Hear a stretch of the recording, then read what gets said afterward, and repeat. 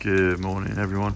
It's Tom Sydney Bushnell, aka Numbers from Sight Club. So I have a different location. I'm visiting a friend. I'm here in Arizona, and you can see that it's raining, which is quite a rare occurrence here in Arizona. But Arizona's 84 and rain is 42, which is new. And yeah, those together takes you to 126, which comes to John Connor, Sarah Connor, and 107.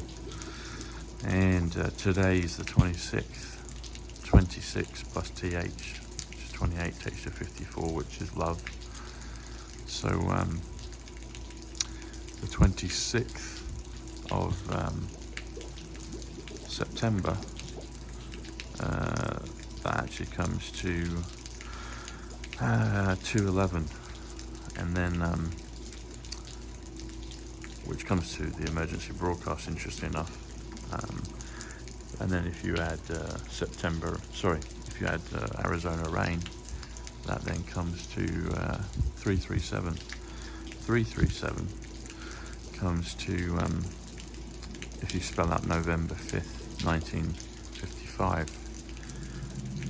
which is the date that Emmett Brown from Back to the Future invented time travel.